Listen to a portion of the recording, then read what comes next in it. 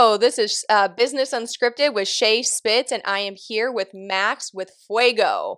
Hello, Yes, Max. ma'am. Thank you Hello, for being hello. here. I'm so nervous. I don't Yes. know why. No, don't be nervous. Honestly, it's much easier than most people think it would be. It's just a nice conversation between you and I. Kind of get the community and the public to know not only more about your business, but kind of what got you started and you personally, because I think people are drawn to businesses when they know more about the individual and the business owner.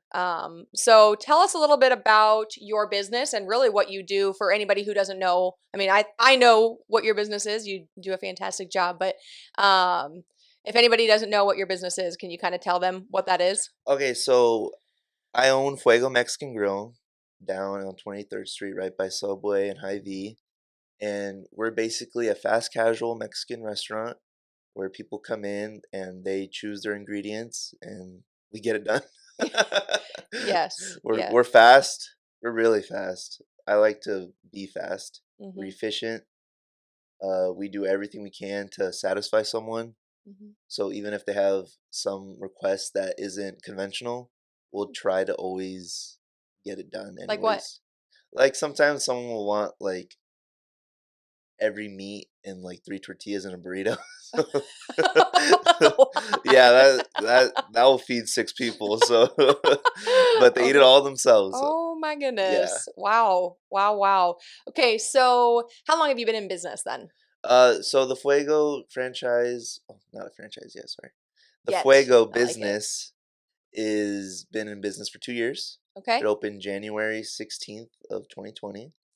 Oh, really? So right before COVID. Yep, right a month before. Oh, No, two wow. months Two before. months before? Yeah. Oh my goodness. How did that impact? It hit us really hard. Yeah. We had to close our dining. We had to lay off employees and put them on hold. Oh my And gosh. it sucks because we were still pretty busy, Yeah. and it was just my dad and I working. Oh my Yeah, all gosh. the hours, and people were really upset when we had to close the dining, But but you didn't we have didn't you we didn't didn't have have a a choice. choice. Yeah, You didn't because they weren't allowing it. I mean, it was required or it yeah, was yeah, it was a requirement, it wasn't was a it? How long did you requirement. have to keep that shut down? I think we had to close for like 3 months. Really? But you were able to still stay open and be able to, Yep, DoorDash or yep. pick up or whatever it DoorDash was? hit us up when around March when COVID happened because they wanted to open up in Columbus Mhm. and have it going in Columbus. So we were one of the first few local areas that were on DoorDash, Mhm. and since then it exploded. Yeah. Yeah. And I would say 30% of our sales are from DoorDash. Really? Yeah, Wow. which is Wow. which is a lot. It doesn't sound like a lot, but it's a lot. It is a lot. Well, I mean, if you didn't have it, just think of the profit you'd be losing in all Yeah, reality, especially during that time when people were locked up in their house and you're not going to just always just go out, especially when you have kids. You don't want to load everybody up, go grab food when you can just have it delivered to your door for a couple extra bucks. yeah, Speak from experience. So yeah. I definitely understand that. So tell me a little bit about what got you into this like career, this business. Um, a lot of like my girlfriend, for instance, she thinks I was forced into it, but I don't think of it that way. I think I was given the opportunity to. Hmm. Because when I was studying in college at Northeast, my dad hit me up and was like Max, I want to open another business. I want to open a restaurant, and I was like, okay, okay, like let's get it done. Hmm. Let's do Hmm. this. And he came up with the name Fuego, and I added the Mexican grill Hmm. so it would be more known, Yeah. like So people knew what fuego what was. was going on. Yeah. And then from there I created the logo. It took me 3 months to make that logo. Oh, you made it yourself? Yeah, yeah. Really? Yeah, Okay. I everything that's branded I've done. Wow. And but yeah, the logo itself took me 3 months. I have like 4 different variants of the logo, and honestly, the hardest thing I've ever drew. Really? Yeah, Just because you just felt like it wasn't perfect, like it just took you yeah, that long to figure out what you liked? Is that yeah, what took so long? yeah. I'm a perfectionist, so I procrastinate a lot, Mhm. and Yes. Mhm. I always hate starting new things because if it's not perfect, I don't want it.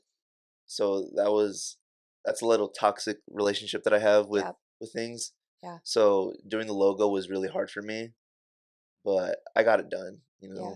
And now currently on my iPad I have probably like over 500 files of different Fuego Oh logos, my gosh. different colors. Oh my Yeah. oh my gosh. Yeah. Yes. So I have it lined up for if anything happens like maybe in the future we might have like some breast cancer awareness, so we'll have like the pink oh, logo yeah. and like green logos for like St. Patrick's Day, stuff like that. Nice. So Wow. it's lined up for whenever I have the opportunity to be able to do those things. I even have Mhm. stuff for Nebraska, Really? Nebraska football.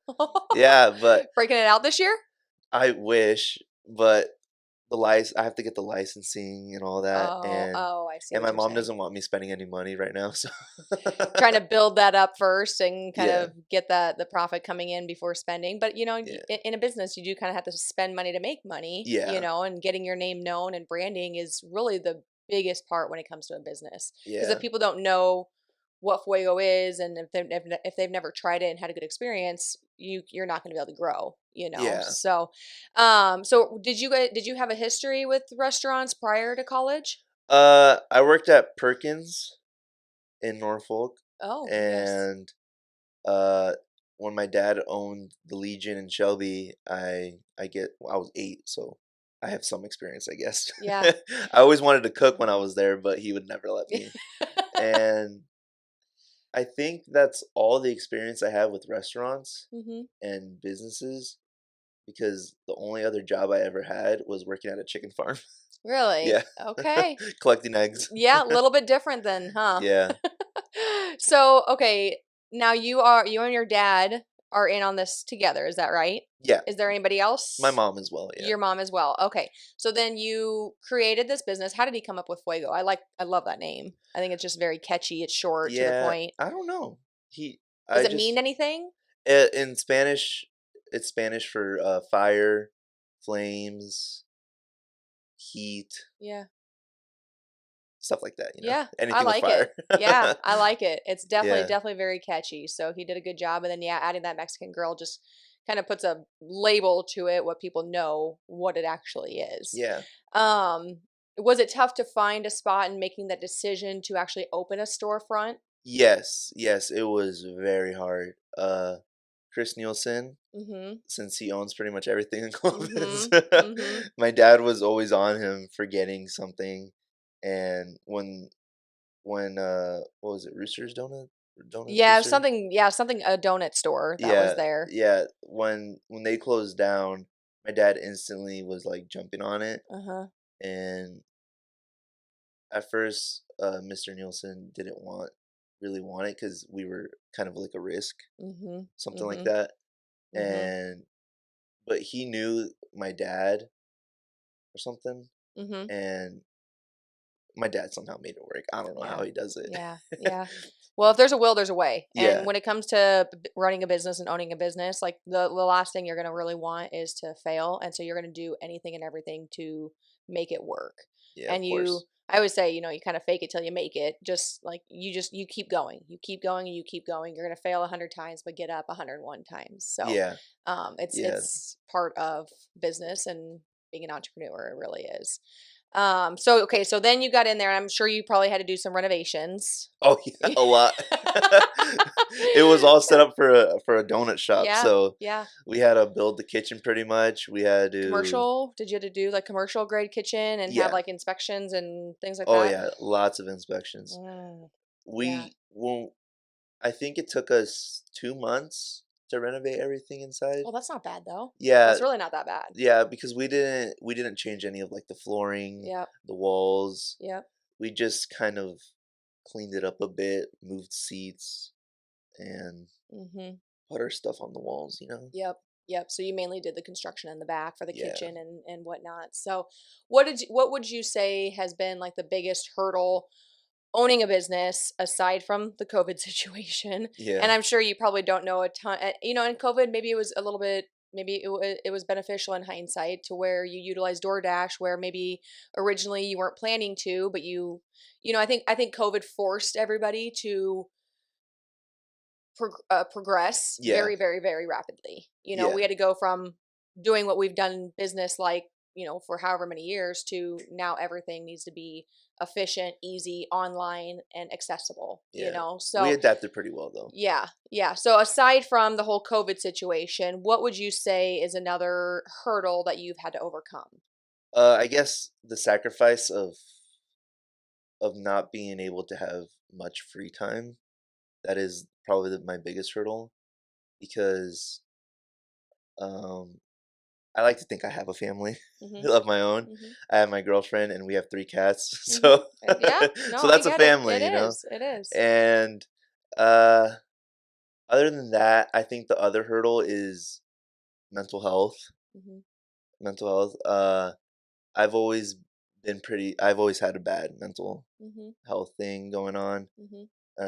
Ever since I was diagnosed in I think 2017 or 2018, one of those years. And from there I've gotten progressively a lot better. Mhm. My mindset has really shifted Mhm. from like looking back from when we first opened, I was kind of agitated and stuff like that just because I wasn't used to not having the free time, Mhm. not Mhm. having the time to do whatever I wanted whenever I wanted. Mhm. But then over time, kind of got used to it. And then as soon as I think starting this year or December of last year, we switched our schedules. Mhm. So now I only work 4 to 9.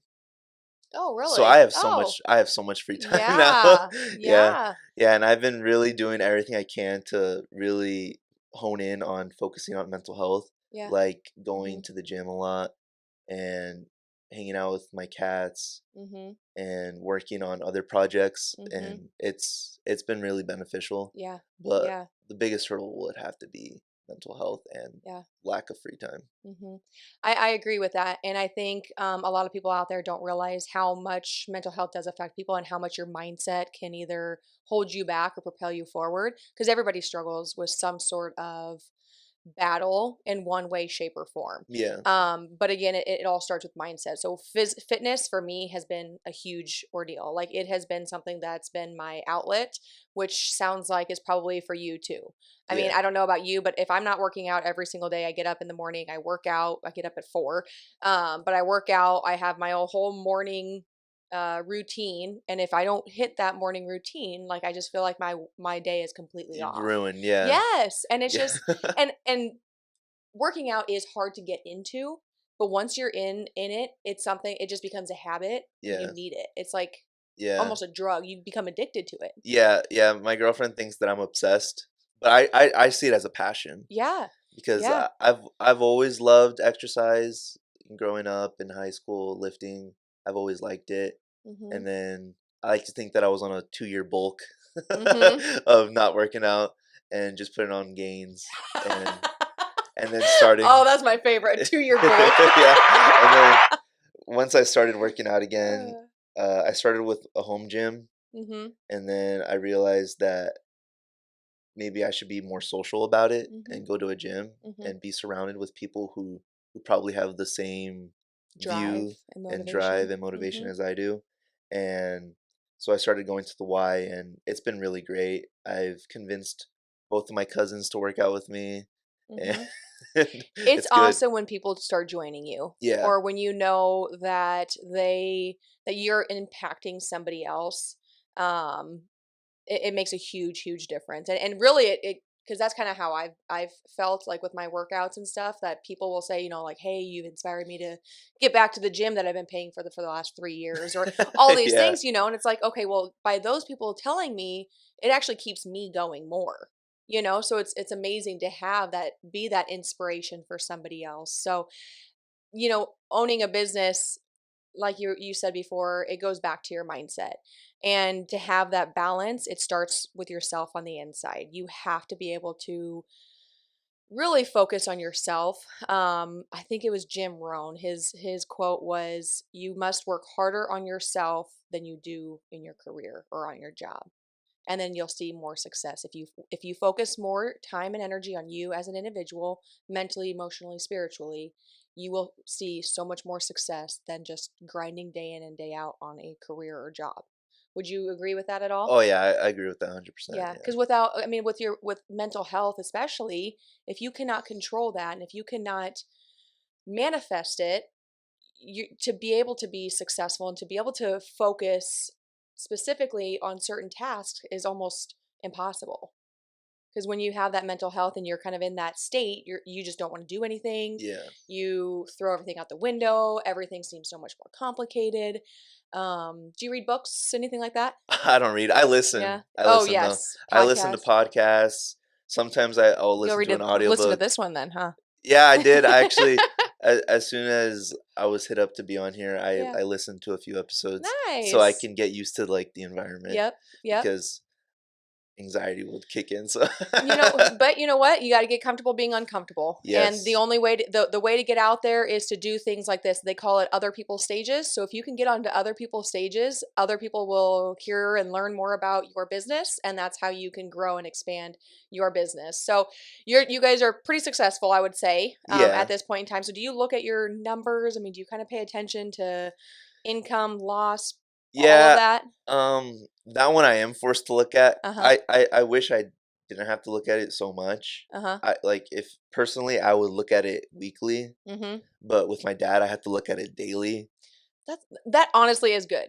It Yeah, really, as much as you probably don't like to look at that, he's setting you up to be very successful yeah, because most people, the last thing they want to do is look at their numbers because it's almost too much. It's overwhelming. People get very anxious because yeah, one, are you doing it right? Are you calculating everything correctly? And then two, what if you're seeing a loss? Then that increases anxiety more. If you're seeing a huge profit, okay, well, where can, I mean, it can be overwhelming, yeah, So it really, I mean, it probably as much as you don't like seeing it every day, I think eventually you'll learn to realize that that is like crucial and vital. I need to get better at it and I need to probably look at it every day. So maybe your dad can kind of teach me some tricks. So yeah, but yeah. so you're looking at all those financials every day. So how like tell me a little bit more about that and I mean, it's looking really good. Uh, my mom is like the main person for the financials, mhm. so she's really in charge of going in the bank account, looking at everything that's being charged that day, and what's going in and out. Basically, what I do is I just look at the sales and compare it to last week's on the same day, last year's on the same days, Oh my gosh, I'm impressed. yesterday's compared to today's, stuff like Oh that, wow. because that's what my dad makes me do. Yeah, that's And awesome. I'm impressed with your dad. I'm impressed literally because the tracking is so important. Maybe not now, but in a year, 2 years, 3 years, because you can see, because the only person you need to compare yourself to is who you were yeah, yesterday. And so if you can start tracking immediately, you won't really see the benefit in it necessarily until you're a year, 2 years, 3 years down the road. And then you're going to start looking back and like you can then play with numbers like, okay, this is what we did then, this is how much we did, this is what we were doing at that time. So it does get to be a little bit more fun. It kind of becomes like a game. But yeah. I am impressed with your dad. As much as you may not want to, I'm actually very, very impressed. So I'll, bravo to him. I'll let him listen to this part exactly Yes. so Yes. he feels his ego just explode. Gotta give it to him sometimes, Yeah. right? Yeah, So he can be really smart a lot of the times, but sometimes he can be so arrogant. yeah, arrogant and stubborn. Yeah. Yeah, yeah, like Yeah. it's his way or no way kind of thing. Sounds like Yeah. my dad. Yeah. Oh But yeah. yes, so okay, now where do you guys want to go? Where do you see your future going? Future franchising, having multiple locations, being the next big thing, like I'm open to selling it, Hmm. if anyone's Selling the listening. franchise, you mean, or selling your one store here? The franchise. Okay. Have you looked into franchise? Is there like a way to set it up as a franchise in order to be able to sell it? I mean, do you have any idea? Because I have no idea. No idea. Okay. But now that you mention it, maybe I should be looking into Yeah, well, I that. was just curious because I know, so like El Mezcal, obviously they started in Norfolk, and I know that they have one here in Columbus. Yeah. Obviously, it's not a franchise, so I didn't know if there was a specific way to set it up as a franchise or how that works or what the pros are of you selling the franchise versus like owning the actual storefront. I mean, obviously a lot less stress and because they still take on everything, and then does that franchise get a portion of every sale that they get, so Yeah. I don't know how all that works, so I didn't know if there was something specific that you need to Yeah, do. I'll probably speak with someone who is a franchisee and stuff like that because Subway right next to us, Hmm. we're neighbors with the owner. So Yeah, yeah, so nice. Yeah, like so they'd be a perfect, and if anybody is on here listening and they have any insight or any information that they could provide to you, obviously, reach out to Max and kind of let him know. And then like you kind of drop that hint if anybody's interested in, purchasing a franchise, that's something that you guys would be open to doing. yeah, of course. Of course. I mean, it might take a year or two, Mhm. Mhm. but I'm very open to it. Even selling the brand itself, Mhm. but not just for any price tag Yeah. because it means a lot to me. Yes, yes. You started from the ground up, 2 years, COVID. Yeah. Yeah, no, and I think that's where the numbers is gonna be coming in. With your dad having you look at it every single day, you guys will finally start, or you'll start to realize, okay, like what is it worth? What is our profit and loss? What is our income, our NOI? All of that to be able to put a price on the franchise, or, how are you guys gonna be able to start up? I mean, do you have an idea where you'd like to pu put up another store? Yes, Or Omaha or Lincoln, really? right Okay. away. Not Okay. I don't wanna lollygag with another, Mhm.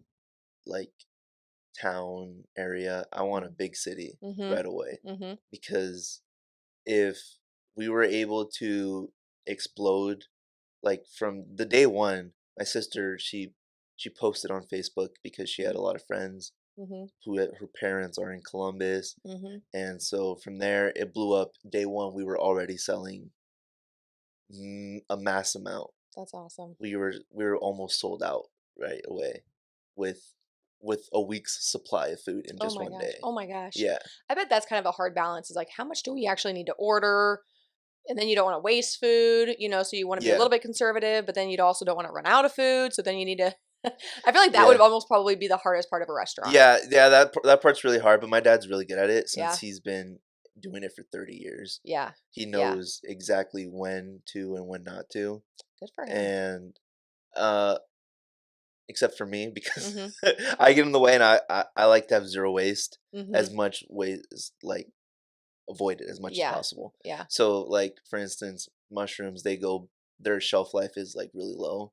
So Mhm. we always run out of mushrooms Yeah. really quickly because a Yeah. lot of people like it, but we Yeah. can't have a lot. Yeah, yeah, because it could be a hit and miss in a day. Like Yeah. somebody's, you could have everybody ordering it one day, and then like the next day, half or none. Yeah. So then you have one whole day of mushrooms sitting there. So we're gonna kind of wrap this up a little bit. So if anybody wants to get a hold of you, whether are you guys like hiring at all as an Uh employee or for an we will employee? be here in a couple months, I think. Okay. Okay. So if anybody's looking to, for employment, or even potentially getting more insight on your franchise, or even if you open up another storefront, and you're probably going to be looking for a manager there, how can they get a hold of you? So they can either hit me up on my email, Mm-hmm. max@fuegomexicangrill.biz.